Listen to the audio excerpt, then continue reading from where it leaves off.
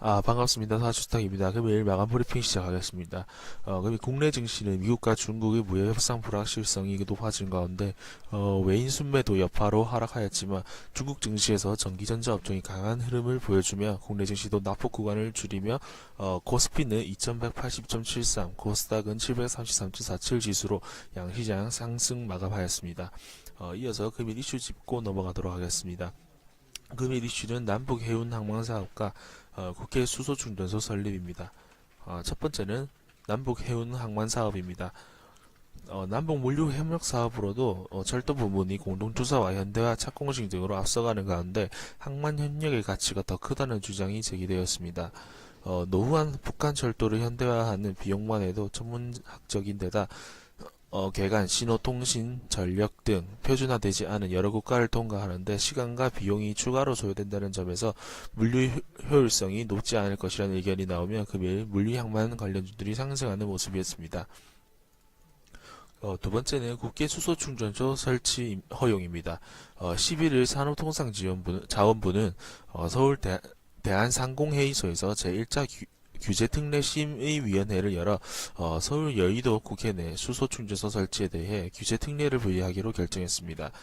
민원과 규제로 수소충전소의 부지 확보가 어려운 상황에서 세계 최초로 국회에 설치하는 수소충전소는 의미가 크며 수소충전소에 대한 불안감을 해소하고 수소충전소가 확산되는 기폭제가 될 것으로 보입니다. 이로 인해서 금일 수소차 관련 테마가 일부가 양호한 흐름을 보여주었습니다. 이어서 전략 체크입니다. 미국과 중국의 고위급 회담입니다. 이번 주에는 11일부터 13일 미국과 중국 차관급 회담과 14일에서 15일 장관급 회담이 개최됩니다. 미국과 중국 무역 협상 소식에 따라 국내 증시도 변동성이 큰 만큼 내일 증시에는 차관급 무역 협상 소식에 따라 등락이 예상됩니다. 특히 장관급 회담에서는 트럼프 대통령과 시진핑 주석 간의 정상회담 일정에 대해 논의한다는 점에서 주의 깊게 봐야 합니다. 우선 금일 있을 차관급 회담에서 직접 재선권 관련해서 구체적 타결이 진행된다면 14일에서 15일 있을 장관급 회담에서 미국과 중국의 정상회담 일정이 나올 것으로 보입니다. 이렇게 된다면 달러화 약세, 국채금리 상승을 빌미로 시장 상승의 긍정적인 모습을 보여줄 수 있기 때문에 예의주시할 사항입니다.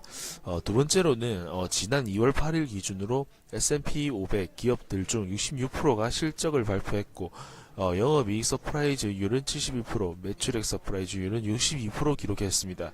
특히 에너지 커뮤니케이션 업종 등이 양호한 흐름을 보여주었습니다. 그렇지만 올해 1분기 영업이익은 전년 대비 한 1.7% 감익되었을 것으로 전망되는 가운데 에너지 업종과 소재 등이 감익폭이 클 것으로 전망됩니다. 이번 주에는 시스코 시스템즈, 엔비디아 아멧, 코카콜라, 펩시코 등의 실적 발표가 있을 예정입니다.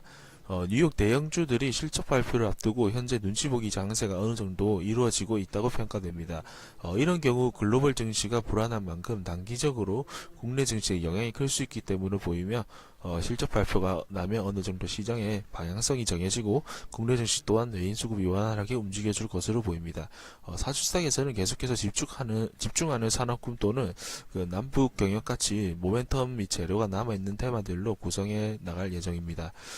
마지막으로 오늘의 명언 확인도 마치도록 하겠습니다. 오늘의 명언입니다. 지혜 없는 힘은 그 자체의 무게로 쓰러진다. 호라티우스입니다. 변동성이 무궁무진한 주식시장에서 지혜롭게 대응해서 회원님들에게 좋은 결과 이끌 수 있도록 노력하겠습니다. 감사합니다. 이상 사주스타였습니다.